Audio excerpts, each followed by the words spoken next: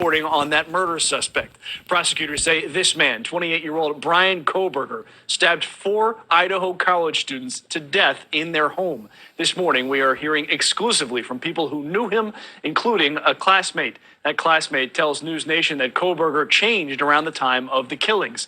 And Robert Sherman is live for us this morning with more of those exclusive details. Good morning, Robert.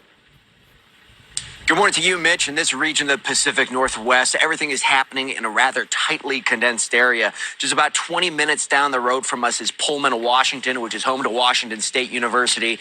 That's where Bryan Kohberger was a PhD student pursuing a degree in criminology. And News Nation was there just a couple of days ago when investigators raided the apartment building of Bryan Kohberger at the WSU campus, removing pieces of evidence from inside of that building. The people of that community telling us that they're shocked by the arrest. They can't believe that this happened in their community. And in an exclusive interview, one of Kohberger's classmates told us that Kohberger was somewhat intense. He was exhausted, but there was a change in his demeanor towards the end of the term. Take a listen.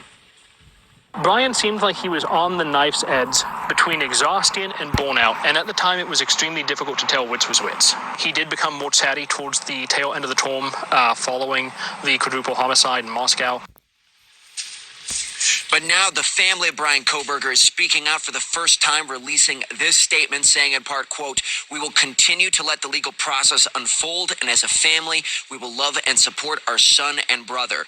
We have fully cooperated with law enforcement agencies in an attempt to seek the truth and promote his presumption of innocence rather than judge unknown facts and make erroneous assumptions." In the short term, Mitch, the family is calling for the community and the public to hold off on casting judgment and allowing the legal process to play out. We're expecting to get a lot more movement in this case later this week. Mitch? And that is Robert Sherman in Moscow, Idaho. Robert, thank you. We'll see you later in Morning in America.